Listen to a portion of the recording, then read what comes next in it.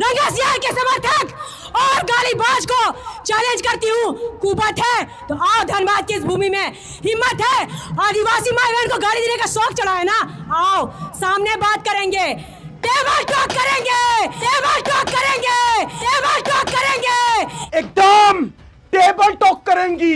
अरे जाइए ना आप लोग, कहां है रंगसियार के समर्थक? टेबल टॉक होगा, टेबल टॉक। दौड़ के जाइए, कूद के जाइए, फांद के जाइए, गाड़ी से जाइए, रिक्शा से जाइए, एरोप्लेन से जाइए, ट्रेन से जाइए या फिर नाव से जाइए, लेकिन जाइए। ज्योत्सना केरकेटा दीदी जी आप सभी को बुला रही है, धनबाद में दहाड़ रही है और कह रही है कहां है रंगसियार के समर्थक? टेबल टॉक करेंगी, टेबल टॉक, टेबल टॉक करेंगे। कहां है आप लोग रंगसियार के समर्थक?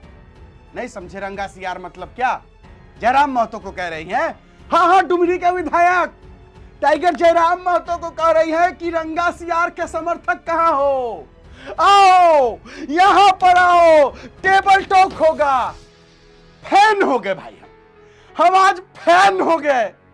ज्योत्सना केरकेटा दीदी जी का भाषण जब सुने ना, हम कहे इतना एनर्जी, इतना ताकत आदिवासी समाज के लिए, इतना जो है वो बुलंद आवाज कर रही है, एकदम आदिवासी समाज के लिए वो भला चाहती है। लेकिन एगो सवाल है कि एक आदिवासी लड़की के साथ 9 युवकों ने दुष्कर्म किया है। ताजा खबर है, एक आदिवासी लड़की के साथ 9 युवक दुष्कर्म किया, रेप किया। उस आदिवासी समाज के लड़की के लिए ज्योत्सना केरकेटा दीदी कब टेबल टॉक करेंगी? ये आदिवासी लड़की को न्याय मिले, जो 9 लोगों ने मिलकर एक आदिवासी लड़की के साथ रेप किया। आखिरकार ज्योत्सना केरकेटा दीदी जी इस आदिवासी लड़की के न्याय के लिए कब जाकर के डीसी महोदय, एसपी महोदय या डीआईजी महोदय या सीएम महोदय से टेबल टॉक करेंगी? यह भी देखना होगा। दोस्तों हम आगे बढ़ते, आज टाइगर जयराम महतो जी के पिता श्री स्वर्गीय कृष्णा प्रसाद महतो जी की पुण्यतिथि है, उस पर भी चर्चा करेंगे, आगे बात करेंगे, इस मैटर पर भी बात करेंगे। एक छोटा सा वीडियो क्लिप दिखाते हैं। धनबाद पहुंच करके जो ज्योत्सना केरकेटा दीदी जी जो एकदम पूरा टेबल टॉक करने को जो तैयार हो रही है, बोल रही है, मजा आ गया। ज्योत्सना केरकेटा दीदी जी के बारे में भी हम आपको एक बात बताएंगे, आगे बताएंगे, सुनिए पहले। हिम्मत है, आओ तेरे धनबाद की भूमि में है, आओ सामने गालीबाज लोग, देख लेते हैं कि इनमें कितना कुबत है। बाबा हुल जोर, जोर धनबाद, जय आदिवासी। आज इस जलती हुई धरती में हमारे आदिवासी भाई बहन जो एकत्रित हुए हैं, आप सबों का पुनः हार्दिक हार्दिक अभिनंदन एवं स्वागत करती है ये आपकी बेटी ज्योत्सना। और जो ये जलती हुई धरती में आग जल रहा है, जिसमें हमारे आदिवासी भाई बहनों के दिल और धड़कन में भी जो आग जल रहा है, उसी धरती का नाम धनबाद है। भाइयों मेरे, क्या वो आग बुझेगी? क्या वो आग बुझेगी? क्या वो आग बुझेगी? बिल्कुल नहीं। ये जो कुर्मी भाइयों के द्वारा रेल टेका डहर छेका करके आग लगाया गया है, आंदोलन किया गया है, वो जो उनके द्वारा आग हमारे आदिवासी भाइयों के दिल में जो लगाया गया है ना, वो आग को बुझने नहीं देना है। और एक एक जितने आदिवासी विरोधी गालीबाज लोग हैं, उनको मैं फिर बोलूंगी, हिम्मत है, आओ तेरे धनबाद की भूमि में है, आओ सामने गालीबाज लोग, देख लेते हैं कि इनमें कितना कुबत है। इनको बहुत नैरेटिव तरीके से बोकारो में फैलाया गया कि मैंने कुर्मी भाइयों को गाली दिया। मैं फिर आज धनबाद के स्टेज के माध्यम से बोल रही हूँ, मैंने किसी भी कुर्मी भाइयों को गाली नहीं दिया, क्योंकि वो आदिवासी बहन बेटी की प्रवृत्ति में नहीं है, परवरिश में नहीं है। मैं पुनः फिर उस रंगसियार के समर्थक और गालीबाज को चैलेंज करती हूँ, कुपत है तो आओ धनबाद की इस भूमि में, हिम्मत है आदिवासी माई बहन को गाली देने का शौक चढ़ा है ना, आओ सामने बात करेंगे, टेबल टॉक करेंगे, हिम्मत है तो आओ देखते हैं किसमें कितना ताकत है। आज इनके गालीबाज लोगों को जेल भेजा तो इनके समर्थकों को चिढ़ लग गया, मिर्ची लग गया। अरे दीदी, जो आज ज्योत्सना के ऊपर एफआईआर कर रही हो ना, वही एफआईआर करने से पहले अगर अपने गालीबाज भाई को समझाती ना कि नहीं भाई, आदिवासी भाई बहन के गाली मत बक, तो आज वो सलाखों के पीछे नहीं रहता। और आज ये गालीबाज जो अंदर गया है, उसके समर्थन के लिए ये रंगवा सियार के लोग रोड पर उतर रहे, आदिवासी बेटी के ऊपर एफआईआर कर रहे। अरे जाओ, इस गीदड़ भक्ति से ज्योत्सना डरने वाली नहीं है। आदिवासी बेटा बेटी, आदिवासी बेटा बेटी पाषाण काल से ना कभी डरा था, ना कभी डरे हैं, और ना कभी जब हमारे भगवान बिरसा मुंडा अंग्रेज और मुगल को भगाने से डरे नहीं, सिद्धू कारू चांद भैरव फूलो जानो और हमारे तेलगा खड़िया वीर बुद्धू भगत डरे नहीं, तो ये आदिवासी भाइयों का खून एक एक आदिवासी भाई और बहन के अंदर दौड़ता है। जब उस समय हमारा पूर्वज नहीं डरा, तो अभी हम लोग डरेंगे रे, वो भी तुम लोग से कभी नहीं।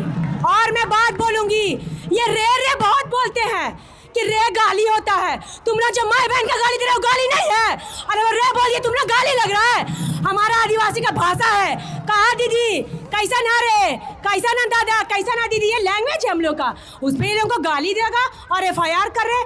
ज्योत्सना नहीं डरने वाली है एफआईआर से। फिर मैं बोलना चाहूंगी सभी भाइयों और बहनों को, ये जो भारत देश की भूमि में आदिवासी नहीं बसा है, बल्कि आदिवासियों के भूमि में भारत देश बसा है पहले से। और यहाँ इस भीड़ में बहुत ऐसे विरोधी लोग भी आए हुए हैं, उनको मैं बोलना चाहूंगी कि आज रांची से चल के आज यहाँ मैं अगर आई भी हूँ ना अपने आदिवासी भाइयों को समर्थन देने के लिए, तो इन्हीं का साथ मेरे लिए उन विरोधियों के लिए मैं आंदोलन कर रही हूँ, और इनका साथ ही मुझे ऊपर तक पहुँचाएगा, और इनका साथ ही मुझे तुम जैसों से डरने के लिए गवाही नहीं देता है। आज ये लोग बोलते हैं कि जो सरकारी कामों के लिए जमीन गया है वो सिर्फ कुर्मियों के कुर्मी भाइयों का जमीन गया है। जी नहीं, आज ये जो कोयला का खदान इस धनबाद की भूमि में, चाहे झरिया हो चाहे कहीं भी धनबाद के जिला में जितने भी कोयला खदान है, अगर सबसे ज्यादा भूमि गई है ना तो वो ये संथाल भाई की भूमि गई है। और संथाल भाई की भूमि अगर कोयला में गई भी है ना तो ये संथाल भाई को कोई फायदा नहीं हुआ है। संथाल भाइयों को तो यहाँ यूज किया गया है सिर्फ। क्या मिला उनको? कितना नौकरी दे दिए, कितना उनको मुआवजा दे दिए? कुछ भी नहीं दिया आप लोगों ने। तो ये जो बोलते हैं कि सिर्फ महतो का जमीन गया है, गलत बात। आप जमशेदपुर में भी देख लीजिए, चाहे वो चांडिल या टाटा हो, वहाँ भी मुंडा मान की भाइयों का जमीन गया है। तेनुघाट डैम संथाल भाइयों के जमीन में बसा हुआ है। रामगढ़ से लेकर बोकारो से लेकर धनबाद तक पूरा कोयलरी में अधिकांश जमीन किसका है? अधिकांश जमीन किसका है? ये किसी को बोलने वाली बात है? ये तो पुरान काल से समझते रहना चाहिए कि अगर किसी का शोषण हुआ है शुरू से अंत तक तो ये दलित और आदिवासियों का हुआ है। और ये जो हमारे लिए कानून आज बनाया गया है ना, ये हमारे लिए कानून जो बनाया गया है, उनके लिए हमारे आदिवासी पूर्वज ने कितनी लाशें अपनी बलिदान में दी है, कितने आदिवासी पूर्वज को बलिदान देना पड़ा है, तब आज हमारे लिए कानून बनाया गया है, हमारे आरक्षण के लिए हमें शासन बनाया गया है। ये आरक्षण भी आज आदिवासियों को मिल रहा है ना, तो वो हमारे आदिवासी पूर्वज के बलिदान के द्वारा मिल रहा है। और इसी आरक्षण को हम बरकरार रखने के लिए अगर ये ज्योत्सना जैसी आज एक बेटी का बलि भी चढ़ता है ना, तो कल 10,000 आदिवासी बेटी खड़ी हो जाएगी तुम विरोधियों के खिलाफ लड़ाई लड़ने के लिए। तुम जैसे लोगों की डर भपकी से नहीं डरती है आदिवासी बेटा और बेटी। जितना एफआईआर करना है, आदिवासी बेटा बेटी कभी डरने वाला नहीं है। एकदम फैन हो गए हम। ये आवाज जब हम ज्योत्सना केरकेटा दीदी जी का ये भाषण सुने ना, हमको टाइगर जयराम महतो याद आ गए।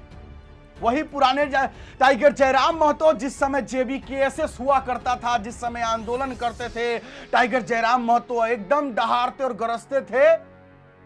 वही दहाड़ याद आ गया एकदम। ज्योत्सना दीदी एकदम टू कॉपी एकदम टाइगर जयराम महतो की तरह दहाड़ रही है। चलिए, कुछ तो टाइगर जयराम महतो जी का कॉपी की हमें अच्छा लगा। अब फिर इसमें भी कहेंगे कि कॉपी थोड़ी है, नहीं कॉपी नहीं है, नहीं है, चलिए छोड़िए, कोई नहीं बोलेगा।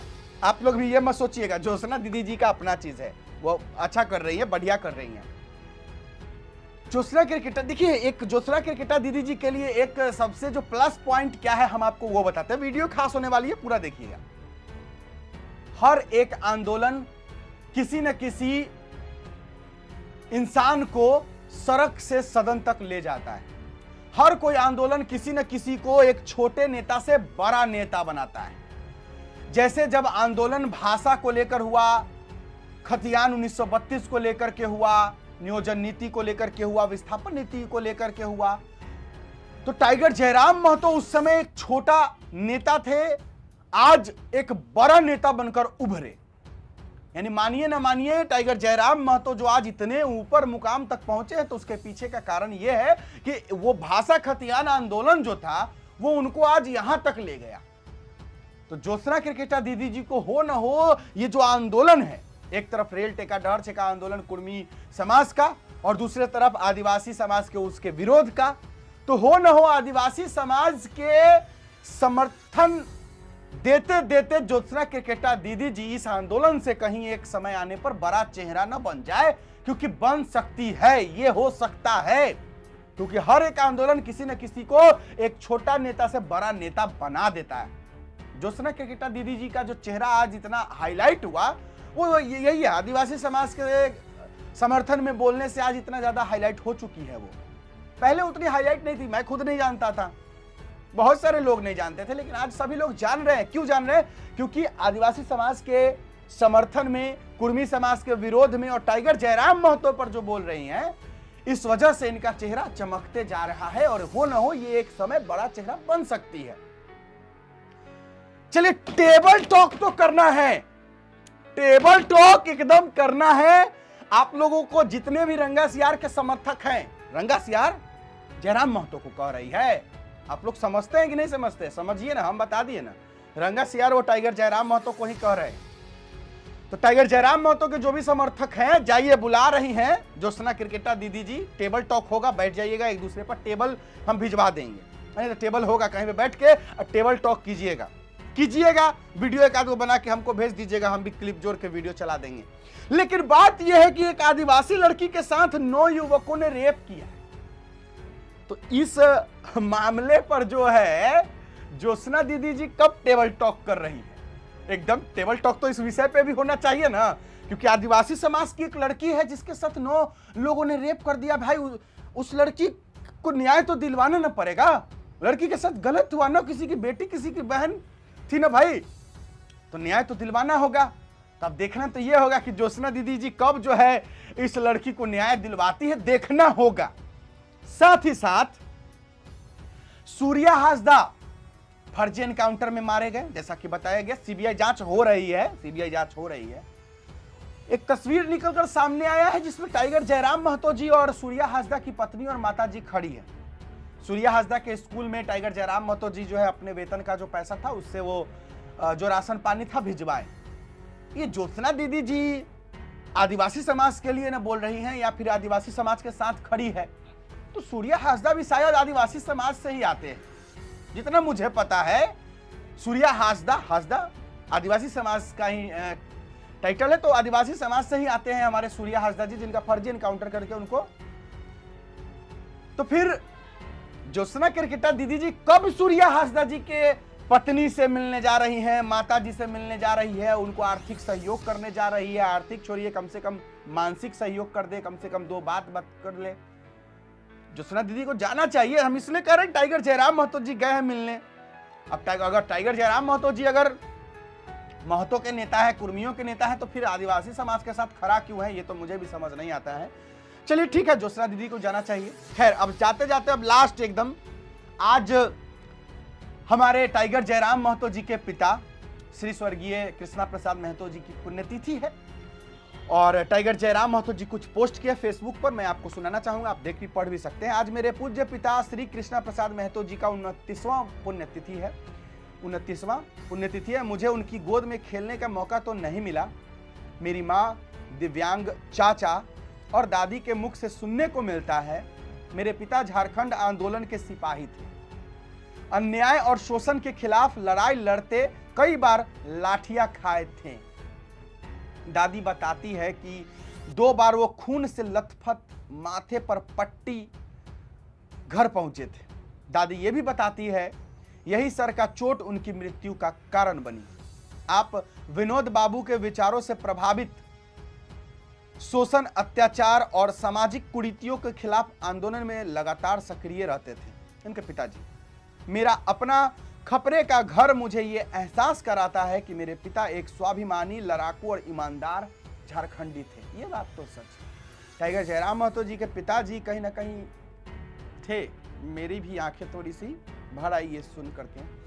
पिताजी, मैं आपके पथ पर चलने, आपके सपनों को पूरा करने की पूरी कोशिश करता हूं। आपकी तरह झारखंडियों के मान सम्मान से समझौता नहीं करूंगा। मैं ईश्वर से प्रार्थना करता हूं भगवान ऐसा क्रूर मजाक किसी से ना करे। हर बच्चे को अपने पिता के गोद में खेलकर बड़े होने का अवसर दे। संघर्ष जारी है। विनम्र श्रद्धांजलि पिताजी। ये पोस्ट पढ़ते हुए मेरी भी आंखें नम हो गई। ये बात सच है कि टाइगर जयराम महतो के पिताजी, जब टाइगर जयराम महतो जी बहुत छोटे थे उस समय उनके पिताजी इस दुनिया को छोड़कर चले गए। एक पिता का ना होना एक घर पर क्या बीतता है, ये बहुत बड़ा सवाल है, क्योंकि एक पिता ही उस घर को चलाता है। और अगर वो पिता बचपन में ही छोड़कर चला जाए और घर में माँ बचे, दादी बचे और एक दिव्यांग चाचा, जैसा कि खुद टाइगर जयराम महतो जी ने लिखा, दिव्यांग चाचा, यानी कि चाचा जी भी दिव्यांग थे, वो भी ज्यादा कुछ करने को सक्षम नहीं थे। इस परिस्थिति में टाइगर जयराम महतो जी पले बढ़े।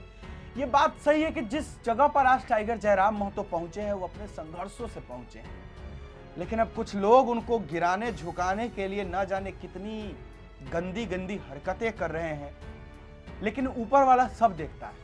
ऊपर वाले के पास हर अन्याय का हिसाब होता है, तो हिसाब होगा।